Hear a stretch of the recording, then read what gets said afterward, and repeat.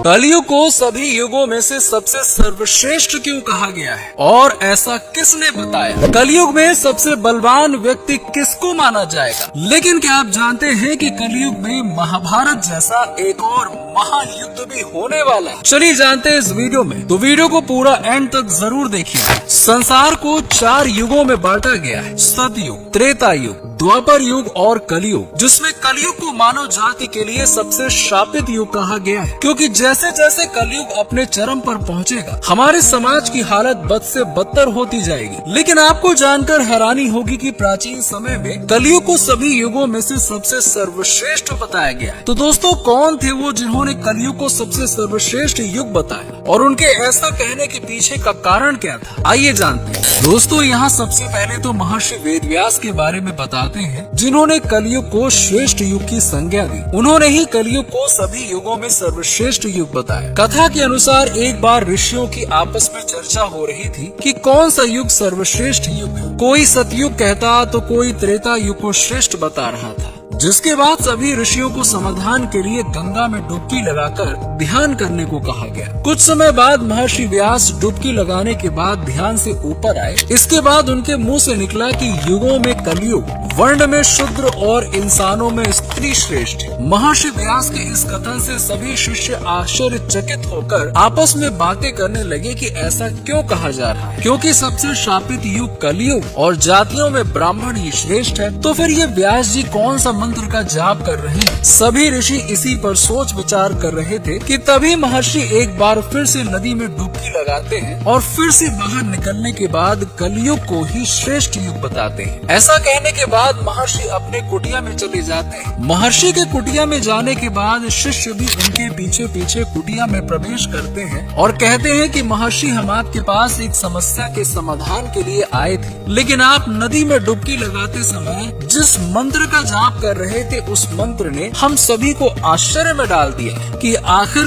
कलयुग सभी युगों में श्रेष्ठ कैसे हुआ। कृपया करके आप इसका जवाब दीजिए। इस पर महर्षि व्यास जी ने कहा कि हे ऋषिगण, इसमें असमंजस की क्या बात है? मैंने जो भी कहा सत्य कहा। मनुष्य को जो फल सतयुग में 10 वर्ष में तप करने पर मिलता है, वही फल मनुष्य को त्रेता में 1 वर्ष में, द्वापर में 1 महीने में और कलयुग में 1 दिन में मिल जाएगा। इसी तरह से जो फल सतयुग में त्याग, त्रेता में यज्ञ, द्वापर में देवार्चन से प्राप्त होता है, वही फल मनुष्य कलयुग में प्रभु के कीर्तन और भक्ति मात्र से ही प्राप्त कर लेगा। दरअसल कलयुग को ये वरदान प्राप्त है कि कलयुग में सिर्फ श्री हरि का नाम जाप लेने से मनुष्य का कल्याण निश्चित है। उसे मुक्ति के लिए अन्य किसी भी साधन की आवश्यकता नहीं। इसीलिए मैंने कलयुग को श्रेष्ठ कहा है। इतना सुनते ही ऋषिगण वेद व्यास जी से कहते हैं कि महर्षि, हमने आपको नदी में दूसरी बार डुबकी लगाते हुए सुना था कि कलयुग में शूद्र श्रेष्ठ है। आखिर ये संभव कैसे है? समाज का सबसे निम्न वर्ग श्रेष्ठ कैसे हो सकता है? इस पर महर्षि वेदव्यास कहते हैं कि पहले ब्राह्मणों को ब्रह्मचर्य का पालन करना होता था, जिसके बाद वो अनुशासन और मर्यादा में रहते हुए मंत्रों और वेद शास्त्रों का अध्ययन करते थे। इसके बाद वो अन्य वर्णों को धर्म का ज्ञान देते थे।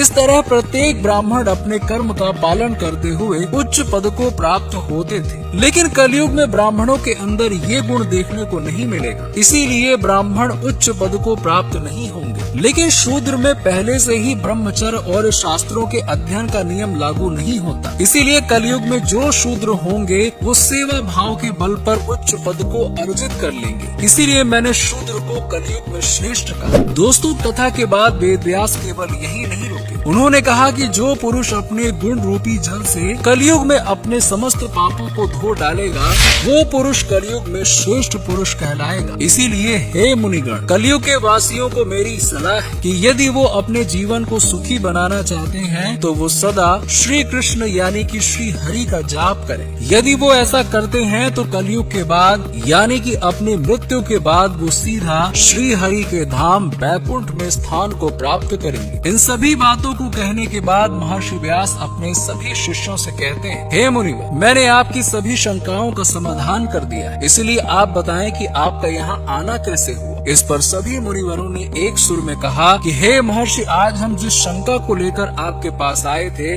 वो तो अब दूर हो चुकी है। ऋषियों के मुख से ये बात सुनकर व्यास जी भी मुस्कुराने लगते हैं।